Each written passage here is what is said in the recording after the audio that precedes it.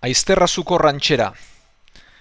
Dotorea saldu zinen, aizterrazuko zelaian, larriak ere lorez, apaintzen diren garaian, ni ere erromerian, maiz izaten nintzan aian, bizitzaren uztarrian, bikua osatu nahian, harina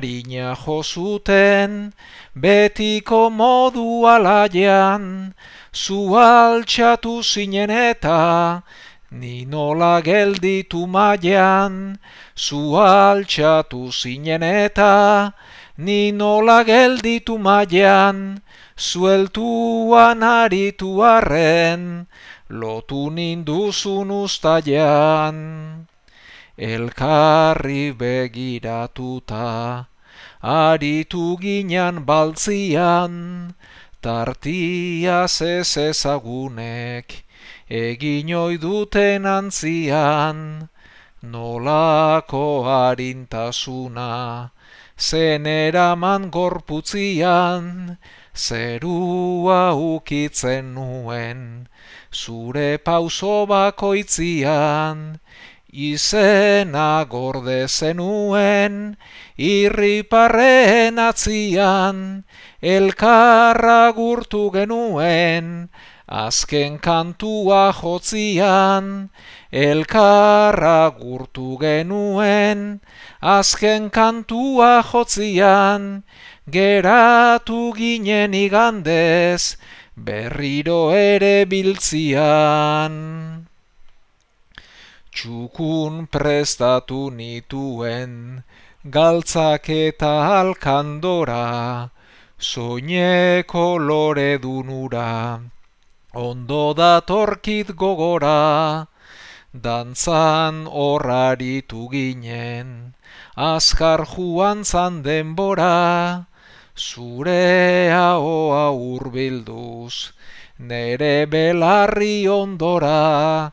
gero eraman ninuzun, metahatzeko zulora,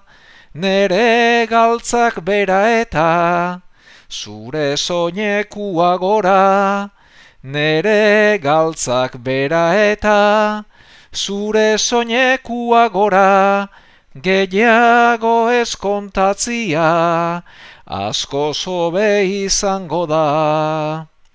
Urrengo igandez baina, zure arrastorik ez da,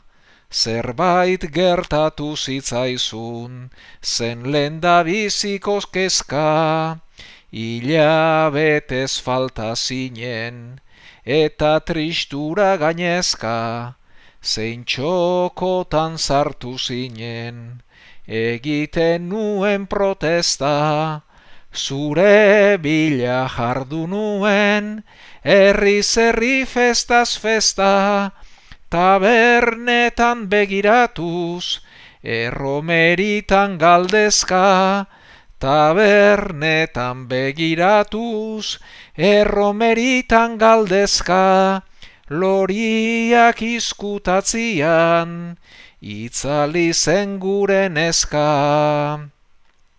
Etzera erromerira, berriz ere gerturatu, eta igande hartatik, ez det bururik altxatu, batzuk esaten didate, utzi beste bat bilatu, besteek ago isilik, etzak gezurrik asmatu, baina buruak ezin du, beste konturik topatu, harin-harinik ezin det, berriro ere dantzatu, harin-harinik ezin det, berriro ere dantzatu, eta patxarrak ezin du, zure mina ezabatu.